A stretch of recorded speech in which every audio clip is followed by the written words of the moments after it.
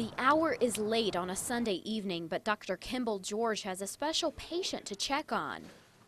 This is what we call Skinny. Skinny is one of the only surviving Ebro greyhounds out of almost 40 that were starved and neglected under what authorities allege is Ronald Williams' hand. Dr. Kimball George describes what he saw a week ago when Skinny came under his care. But I don't think I've ever seen anything as bad as when I walked in that kennel down there at Ebro.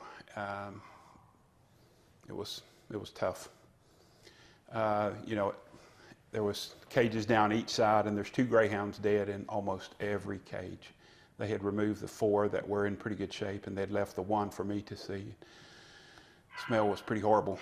Dr. George didn't even expect the dog to live. He's never seen animals so malnourished. Like I say, this is my 28th year of practicing, and I didn't think much could get to me, but I woke up several times that night, and that was the thing that kind of flashed before me were those greyhounds. Skinny was placed in doggy intensive care with almost constant checkups, IV fluids, and antibiotics. Lesions on his legs and feet showed that he was sloughing skin.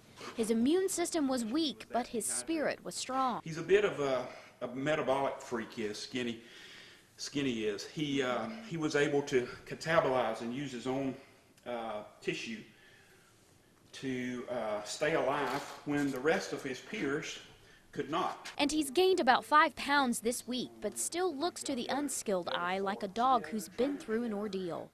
Dr. George has named him Skinny because he obviously is, and he's been through a lot, but they do expect him to make a full recovery.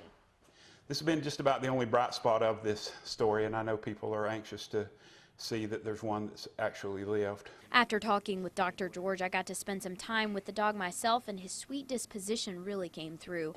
Despite everything, he still seems to love and trust people.